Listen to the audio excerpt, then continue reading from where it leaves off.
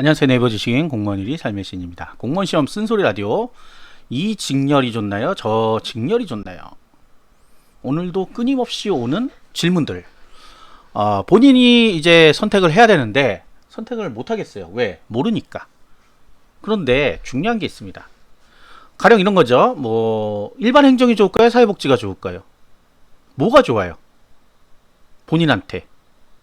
자, 어떤 차이가 있으면 차이를 얘기해 주면 좋겠는데 차이가 별로 없죠. 어차피 공무원들이고 본인이 공부를 얼마큼 하는지도 모르잖아요.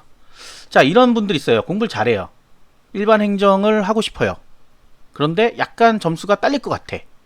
그래서 이제 국가직 같은 경우는 여러 개의 이제 직렬들이 있죠. 검찰직이라든지 출간직이라든지 뭐 이런 쪽이 있는데 이쪽은 어떨까요? 저쪽은 어떨까요? 해요. 그런데 실제 본인들이 근무할 때 본인이 근무할 때 과연 이게 나한테 적합한가? 이게 먼저가 아닐까 생각이 들어요. 물론 우리가 행정 업무를 보는 거니까 크게 다를 바는 없는데 출간직 같은 경우는 우리가 잘 알듯이 공항에서 새벽에도 입국 심사 받아야 되고 출국 심사도 받아야 돼요. 그러니까 본인이 해야 된다는 얘기죠. 네, 그게 업무니까. 그런 경우도 있고, 그 다음에 꼭 거기 공항에서만 근무하는 건 아니니까 다른 쪽에 또 근무할 때 과연 그 적성이 맞느냐. 특히 교정직 같은 경우 있죠. 교정직이 본인에게 맞는 분들이 있어요. 공안 쪽이 맞는 분들이 있지만 마음이 약해서 못하겠다. 이런 분들이 있죠. 우리가 영화 보면 나오잖아요. 그런 분들. 네. 그러니까 그런 것들도 생각 안 해보고 그냥 교정직이 점수가 낮대 난 그거 할까? 그런데 문제는 뭐예요? 점수가 낮다는 거는 좋은 게 아니에요. 왜 아니냐? 내가 공부를 그 정도 수준에 할 수밖에 없는 거고 다른 사람들도 마찬가지로 그 점수대로 오기 때문에 나에게 절대 유리한 점은 아무것도 없어요. 그냥 자기 마음의 안식이죠. 어떤 분도 이거죠. 영어를 잘 못하겠다. 영어 없는 과목을 찾자. 시설관리직, 그 다음에 운전직, 조리직 이런 것들이 있어요. 없진 않아요. 방호직 같은 경우. 자, 이렇게 있으니까 봤는데 올해 서울시 시설관리직이 7명인가 밖에 안 뽑았어요. 점수가 엄청 높아지죠. 망했죠. 영어 한 과목 공부 안 하려다가 사실은 망한 거예요. 왜? 적은 과목 수를 보니까 더 철저히 공부한다는 거예요. 합격하려고 하시는 분은 더 철저히 공부한다는 거예요.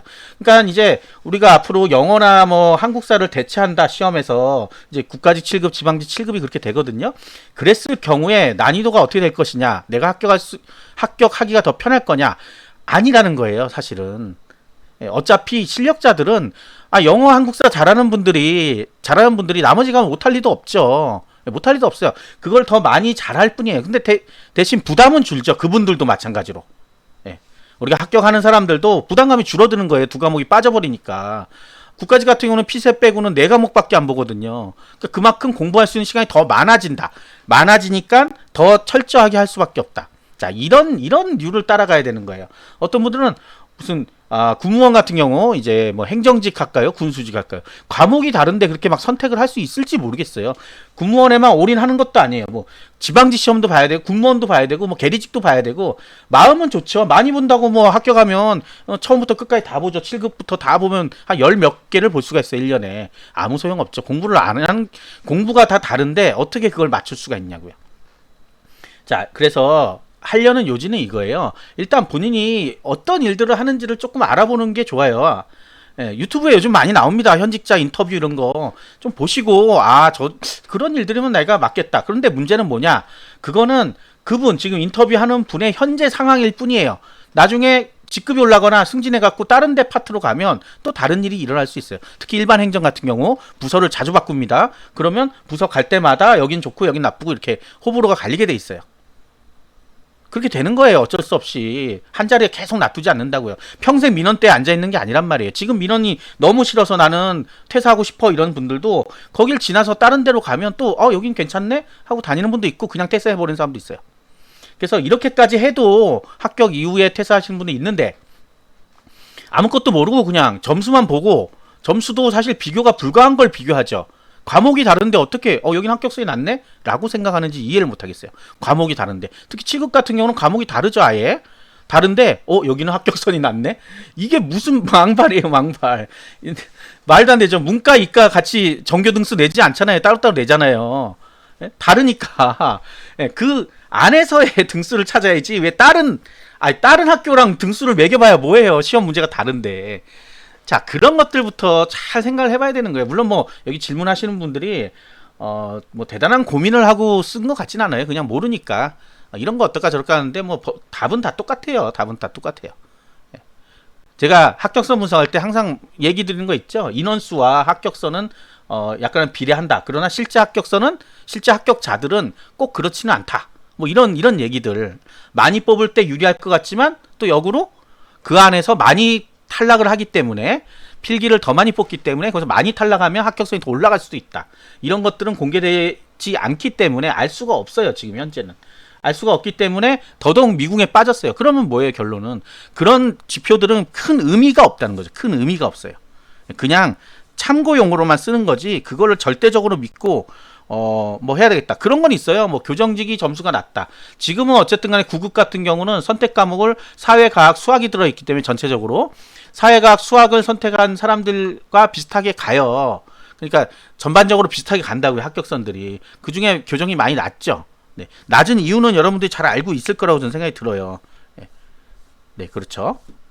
나쁘다는 게 아니라 그쪽을 선호하는 아까 얘기했던 공안직을 선호하는 사람이 있고 선호하지 않는 사람도 있단 말이에요. 난 그냥 사무실에 앉아가지고 일할래 이런 사람이 있는 반면 나는 그런 쪽에 일이 좋아 경찰이 좋아 하는 분도 있단 말이에요. 다 니즈가 있는데 어떤 분들은 사무실에 일하고 싶은데 점수 때문에 교정을 갔다 가려. 그럼 얼마나 버틸 수 있겠어요? 못하죠. 그렇죠? 교정이 나쁘다는 얘기가 아니에요. 당연히 필요한 직렬이지만 서로 다 성향들이 다르니까. 대신에 이제 교정을 준비하시는 분들은 약간 일반 행정보다는 조금 그래도 점수가 낮아도 합격할 수 있으니까 그것도 뭐 어떤 큰 메리트가 되는 거예요. 근데 무턱대고 나는 몸도 약하고 그런 경우 많이 있습니다. 지금 질문에 가장 제가 황당해하는 질문 중에 하나가 몸도 약하고 달리기도 잘 못한다. 몸도 너무 왜소하다. 그런데 경찰이 될 수 있을까요? 이렇게 자기는 새가 너무 무섭다. 그 새만 보면 화들짝 놀라서 뭐 엉엉 운다. 그런데 경찰이 될 수 있을까요? 누가 알까요? 그거를 될 수 있을지 없을지는 되는 거야. 시험 보니까 될 수 있겠죠. 근데 실제 그 일을 할 수 있겠어요? 사실 우리가 뭐 경찰이라 그러면 굉장히 힘든 일이잖아요. 다 알고 있잖아요. 소방, 경찰 어렵잖아요.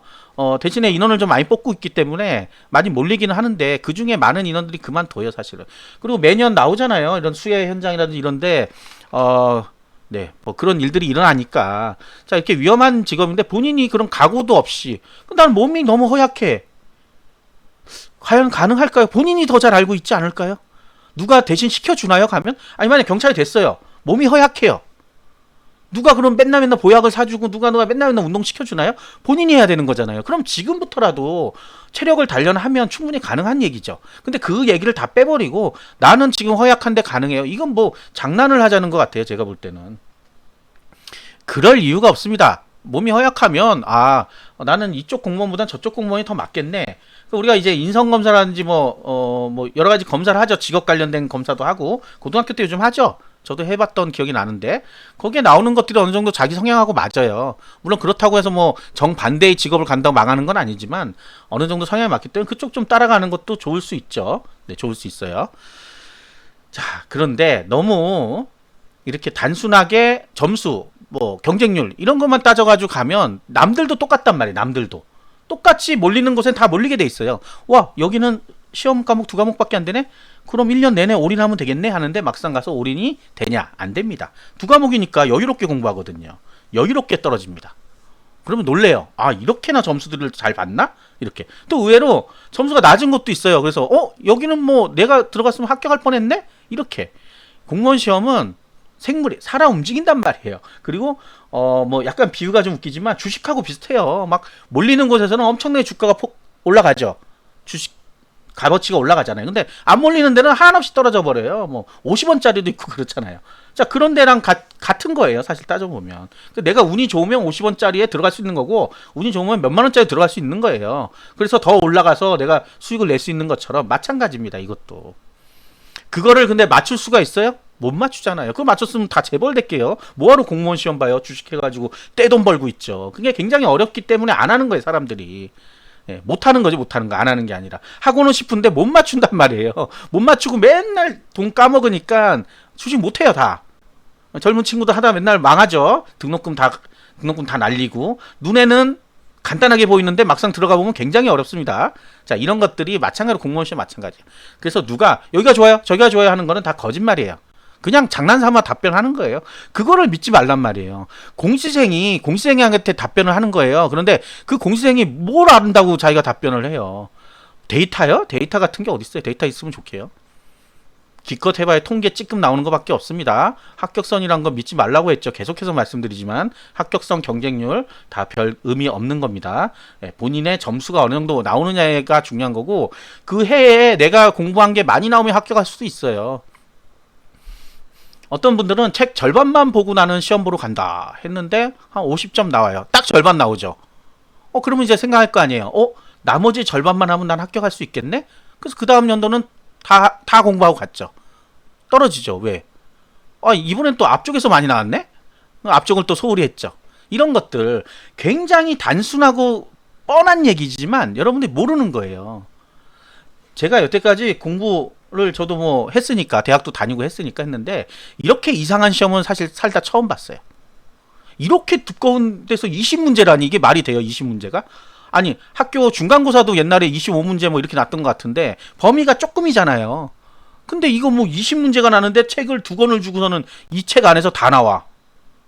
아니, 깨알 같은 글씨가 잔뜩 있는데 이걸 어떻게 다 맞춰요? 그 정확한 범위를 달라. 범위 없음. 책이 다 범위임. 이게 뭐예요 도대체? 국어만 해도 한 4권 정도 돼 있죠? 뭐 조그만 것까지 뭐 이렇게 해갖고 제가 뭐 이제 특정 강사권만 사봐서 다른 건 모르니까 뭐 2-3권으로 돼 있어요 대부분 다. 네. 그리고 뭐 여러 가지 뭐 서브 교재들도 있고 기출문제집도 있잖아요. 그걸 무조건 다 외워야 된다고 저도 계속 말하잖아요. 외워야 된다. 근데 그걸 어떻게 다 외워요 사람이. 사람 다 못 외우죠. 못 외우다 보니까 자꾸 반복 학습을 해서 어느 정도를 머릿속에 넣어라 하는 게 지금 이 시험의 단순한 방법이에요. 그걸 잘 깨우치신 분들이 빨리 해서 성공하는 거고요. 깨우치지 못한 사람들은 외우다 딴 생각하다 외우다 딴 생각하다 외우다 딴 생각하다 너무 힘드네 쉬었다가 이러다가 망하는 겁니다. 사실 꾸준하게만 하면 누구나 합격할 수 있는 시험이 공무원 시험이에요. 그때는 내가 어떤 직렬을 선택하느냐가 문제가 아니에요. 내 점수는 뭐든지 다 합격할 수 있는 점수대로 오는 거예요. 여기에 약간 플러스 운이 붙는 거죠. 운은 뭐예요? 내가 아는 쪽에서 많이 나온다. 그래서 90점 맞을 걸 100점 맞아버리는 거죠. 확실하게 합격을 해버리는 거죠. 요번 이제 지금 합격선 거의 다 발표됐는데 보니까 분석을 대충 해보니까 예전에 대충 해요. 뭐 그걸 어떻게 분석해 다. 예측 서비스에서 틀린 부분들이 많이 나와요. 지금 나와서 등수가 바뀝니다. 막 그게 이제 결정적인 거는 조정 점수 때문에 그렇거든요.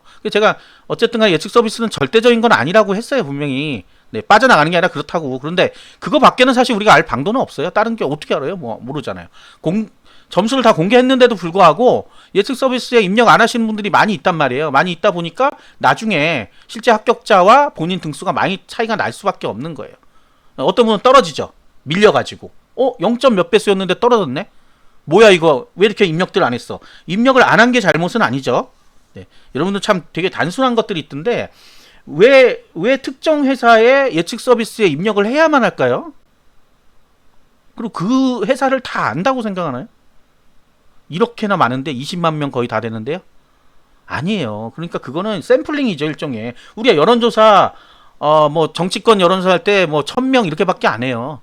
근데 그걸로 다 어느 정도 지표가 되잖아요. 근데 절대적이지 않죠. 왜? 아니 실제 선거를 해보니까 막 뒤집히잖아요. 똑같은 겁니다. 똑같은 거예요. 근데 그 사람들 보고 왜 너넨 똑바로 왜 안 했어? 이렇게 할 수는 없잖아요. 마찬가지입니다. 그러니까 왜 자기가 화가 난다고 쓸데없는 거에 막 화를 내고 뭐 이놈들 저놈들 하면서 욕을 하는지 저는 이해를 못하겠어요. 그냥 내 점수 때는 합격 가능은 했었는데 떨어졌구나 이렇게 빨리 수긍을 하고 지나가야 되는 거예요. 그래야 내년을 또 준비하죠.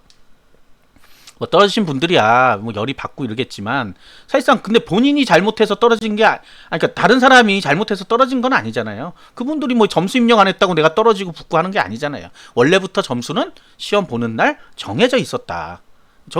그날 보고 힘들다. 내가 보니까 힘들 것 같다. 그러면 사실은 약간 대비를 하고 있었어야 돼요.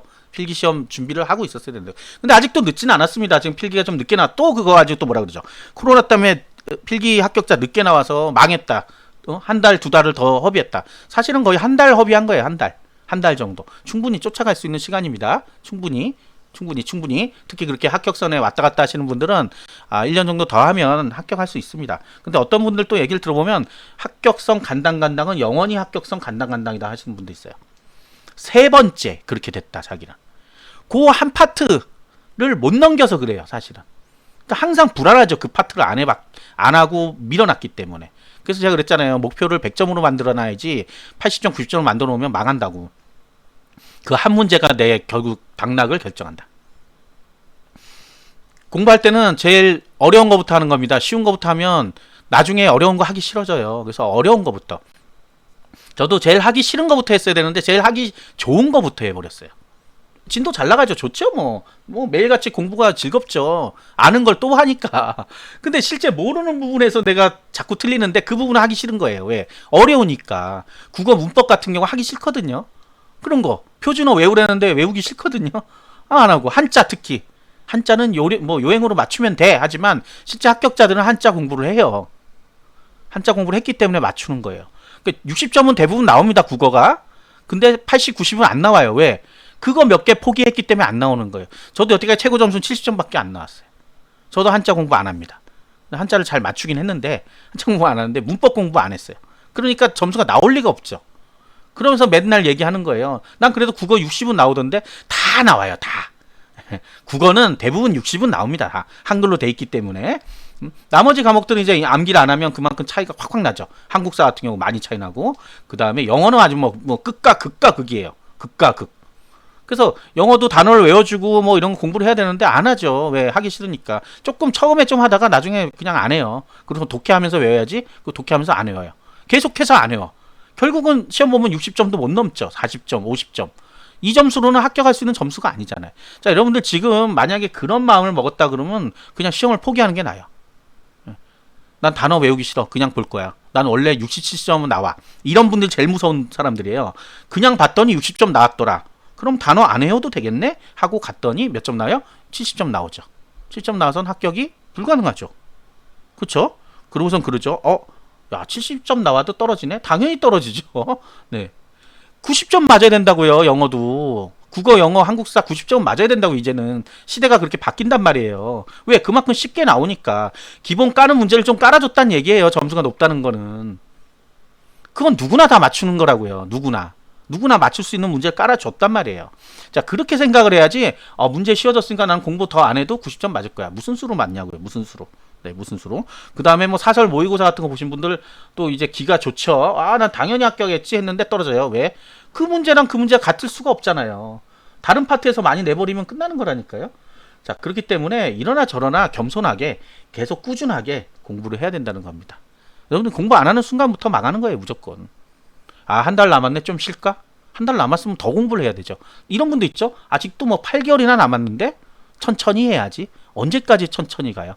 아까 어떤 분 질문 있네요. 고1이래요. 고1이니까 자기한테는 대학 졸업할 때까지, 그러니까 다른 사람 대학 졸업할 때까지 24, 25, 군대 갔다 와야 되니까 27가지의 시간이 있다. 하루에 조금씩 해가지고 8년을 공부하면 어느 정도 되겠냐? 아무것도 없죠. 네, 아무것도 없어요. 결론은 30점이나 맞을지 모르겠어요. 그렇게 해가지고 하루에 아니 8년 동안 공부를 해야 된다고 나누기 8을 해보세요. 하루에 뭐 한 장만 공부해도 될 거예요, 아마. 하루에 한 장만 공부해도 될 거라고요. 그렇게 공부해서 8년 동안 있으면 그게 다 기억에 남아있냐고요. 다 박사학위 따죠, 그 정도면. 예? 아니라니까요. 그렇게 남는 공부가 아니에요, 공무원 시험은. 그냥 단순 암기, 최대한 빨리 암기. 그게 시험 문제 나오면 오케이. 네. 안 나와도 유추할 수 있도록 그 정도의 수준까지를 하는 게 공무원 시험입니다. 그래서 직렬 고민하지 마시고요. 직렬 제발 고민 좀 하지 마세요. 자기가 할 수 있는 직렬이 뻔해요, 뻔해. 자기 성향을 잘 보란 말이에요. 아니, 그리고 이런 중요한 거를 왜 한 번도 조사나 뭐 하질 않고 그냥 물어보냐고요. 아니, 요새 인터넷이 이렇게 발달된 시대에 유튜브에 잔뜩 나와 있는데 왜 안 보고 그냥 뭐 하는 직업이에요? 뭐 하는 직업이에요? 아니, 안 되면 궁금한 우체국 한번 가보면 되잖아요. 그거 어렵나? 한번 가봐요. 가보면 뭐 하는지 뻔히 보이잖아요. 우체국이 동네마다 다 있는데 우체국 없는 동네가 어디 있어요? 완전 시골에도 우체국이 있습니다, 오히려. 자, 그러니까 그런 거는 한 번도 안 해보고 이게 뭐 하는 직렬인가요? 괴롭습니다. 그냥 단순히 과목만 보고 아 대학교 때 배웠던 과목이네 이걸로 해야 되겠네. 아 그건 아니라니까요. 아니라니까요. 그렇게 하는 거는. 자 지금 이직률이 좀 나옵니다. 요즘은 1년 안에 그만두시는 분들이 좀 꽤 나오고 있어요. 그렇기 때문에 잘못 선택해서 가면 평생 공무원은커녕 공무원 됐다가 평생 백수가 될 수도 있어요. 잘 선택하셔야 됩니다. 어떤 일을 어떻게 하는지는 제가 수도 없이 방송에서 얘기해드렸어요. 찾는 방법. 가장 좋은 방법 홈페이지를 봐라. 홈페이지에 무슨 일을 하는지 싹 다 나와 있습니다. 싹 다. 예. 그렇게 디테일하게 알 필요도 없지만 싹 다 나와 있어요. 근데 도대체 어느 정도까지 알고 싶어 하는지 모르겠어요. 뭐 도장을 왼쪽 오른쪽에 찍나 이런 것까지 알려드려야 되나? 직위는 어디에다 찍고 뭐 이런 것까지요? 아니잖아요. 어떤 일 하는지 전화번호 안내 보면 다 나옵니다. 조직 안내, 부서 안내 이런 거에 다 나와요. 그러면 아 이게 이런 일을 하는구나. 그렇게 알면 되는 거예요. 나가서 노가다를 하나요? 뭐 하나요? 그런 것까지 알 필요는 없어요. 노가다 하면 안 할 거면 애초부터 공무원 하면 안 됩니다. 모든 일이든 다 할 수 있어요. 방역으로 나갈 수도 있잖아요. 지금 코로나 사태 이후는 방역도 나갑니다. 그 다음에 요즘은 또 이제 뭐 교회에서 잘 지켜지나 그것도 공무원들이 나가요. 누구나 다. 기술직렬도 다 나가요. 그러니까 뭐 출장이 없고 뭐 어쩌고저쩌고 그런 거는 그냥 일반적인 얘기인 거지 실제 공무원 사회에서는 그렇게 되지 않는다고요. 비상근무 다 합니다. 숙직 써요. 숙직 쓴다고요. 다 여자들도 다 쓴다고요 이제. 뭘 그러면 나머지가 뭐가 남아요? 본인들이 아는 지식은 요만큼밖에 없다는 거예요. 그건 편협한 걸로 다 판단하지 말고 좀 큰 거. 여러 개의 구청들 홈페이지를 본다든지 시청 홈페이지를 본다든지 봐서 아 이런 대략적으로 이렇게 큰 일을 하고 있구나. 이 일들이 큰 일 업무구나 라고 생각하면 되는 거예요. 그 다음에 이제 직렬을 그렇게 선택하고 선택했으면 밀고 나가야죠. 왜? 과목을 딱 그렇게 정하잖아요. 그러면 밀고 나가야죠. 특히 22년부터는 아예 과목을 선택할 수가 없죠. 딱 정해져 있죠. 그러니까 이것저것 할 수가 없다는 얘기예요. 밀어붙여야 되고 지금 시점에서는 국어, 영어, 한국사에 올인하는 게 가장 좋습니다. 영어, 한국사에 올인하고 선택이 아마 지금쯤 이제 10월쯤 9월이나 10월에 선택이 들어가면 좋아요. 국어, 영어, 한국사를 먼저 점수를 많이 높여놔야 돼요. 범위도 많고 양도 많아요. 이거는 이미 말씀을 드렸습니다. 자, 구독과 좋아요 부탁드리겠습니다. 감사합니다.